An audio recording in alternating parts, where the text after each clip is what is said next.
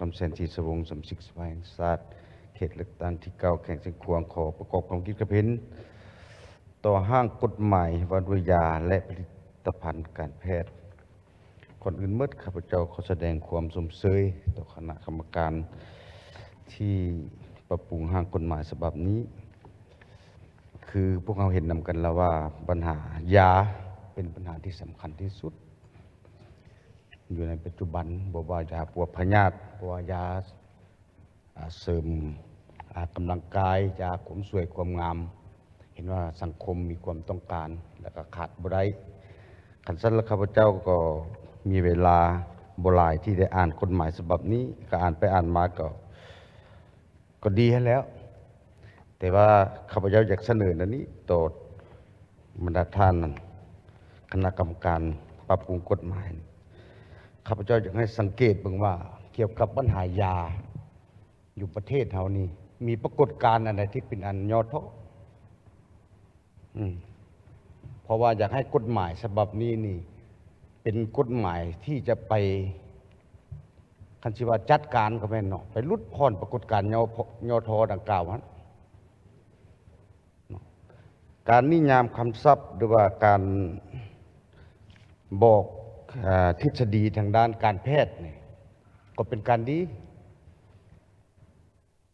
แต่ว่าปัญหาอันปรากฏการณ์ยอทอที่ไปกระทบต่อสังคมต่อพ่อแม่ประชาชนเขานี่เขาอยากให้ออกกฎหมายตัวนี้แล้วไปจัดการปัญหาดังกล่าวโลดปัญหาอย่างใดข้าพเจ้าอยากเสนอ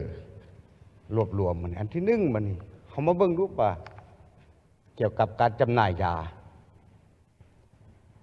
ห้างขายยาบ้านเฮานี่หลายประเทศเฮาออกอนุญาตถูกแท้ทะเบียนถูกแท้แต่ผู้ขายยาพัดโบแมนจบการยานี่ก็มีอันผิดพลาดหลายได้กวดเบิ่งอันนี้เขาได้มีมาตรการอะไรจัดการอยู่ในกฎหมายฉบับนี้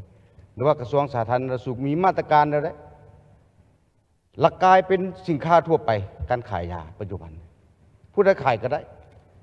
ใบประตังนี่ออกเอาซื้อผู้อื่นมาใช้ลองเบิ่งไหมตัวจริงได้นี่เนาะตัวบ่ได้ได้นี่มีตัวความจริงนะท่านซะอยากให้เบิ่งคืนว่าห้างขายยานี่มันต้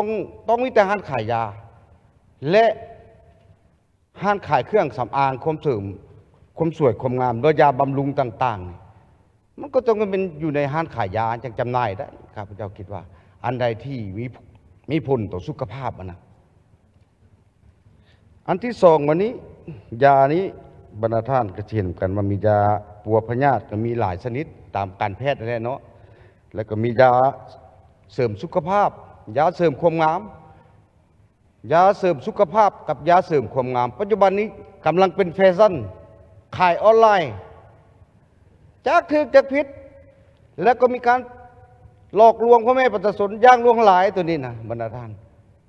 สิเห็นนำกันเนาะจักยาได้จักกาแฟจักสานี่จักยากินแล้วขาวจักยากินแล้วจ้อยจักยากินแล้วอ้วนอันนี้เขาคุ้มครองกันได้อันนี้เสียหายหลายได้พ่อแม่ประชาชนบรรดาท่านและเป็นปัญหากำลังฟดเดือดอยู่ในสังคมปัจจุบันการจัดเสวนาต่างๆข้าพเจ้าเห็นหม้ออยู่แข่งจะจัดเสวนาเรื่องขายอันนี้จะว่าถือหรือบ่ถือแล้วการขายยานี่ก็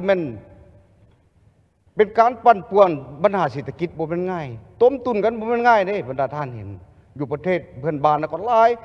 เข้ามาลาวนี่ก็หลายแห้งหลายข้าพเจ้าคิดว่าจะกฎหมาย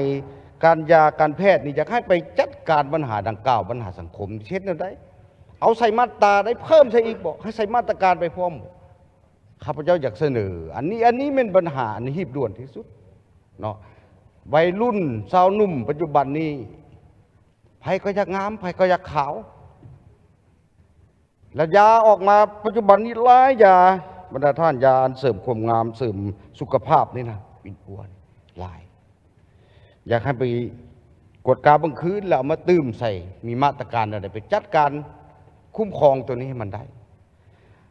อันที่สามนี้ปัญหาเกี่ยวกับศัลยกรรมนี่แหละบรรดาท่านก็เฮอกันอย่างหลงหลายปัจจุบันนี้ดังเน่าก็มีดังงามก็ดีเท่าคุ้มครองกันอะไรปัญหาดังกล่าวนี้หลายปัจจุบันนี้ แล้วก็เป็นบ่เป็นถึกได้บรรดาท่าน30,000 40,000บางคนก็ไปเฮ็ดดาวเอาได้ผู้สาวนี่นะปัญหาเป้เพเป็นย้อนปัญหาดังกล่าวไปกระทบใส่สังคมนี่ก็หลายอยากช่วยอยากงามบ่มีเงินได้ก็ไปซอกหานั้นหานี้เฮ็ดโทษที่ประแดนไปก็มีอันนี้อยากให้คุ้มครองกันละเอียดครับจะมีเห็นกฎหมายนี่ก็หลายยาวแต่ว่าอยากให้มาตรการเด็ดๆวันหน้าที่ของกระทรวงสาธารณสุขนี่นะขั้นแข่งขั้นเมืองนี่เฮ็ดอะไรอยากให้ใส่มาตรการติดตามกวดกาทุกนูนนี่บ่แม่นที่หน้าที่แต่ออกอันนาระเบียบกับอันคนครัวอนุญาตอยู่เทิงพี่อนุญาตอยู่รุ่มบูว่าเขาเฮ็ดอะไรเนี่ยอยากให้มาใส่อยู่ในรถพันธะของมันเข่งคัดก่อนเจ้าหน้าที่ตำรวจนะเดี๋ยวนี้นะตัวอย่างว่าปัญหานี้ปัญหามันกำลังเป็นปัญหาฮอนแฮงอยู่ในสังคมอยากให้กระทรวงสาธารณสุขลงโทษปรับไม่ใส่โทษแล้วเช่นอะไรอยากให้กฎหมายฉบับนี้ออกมาแล้วเป็นให้มีผลในการพัฒนาแท้ๆให้มีผลในการคุ้มครองปรับปรุงปัญหาปรากฏการณ์ย่อท้อนี่มันได้แท้ๆ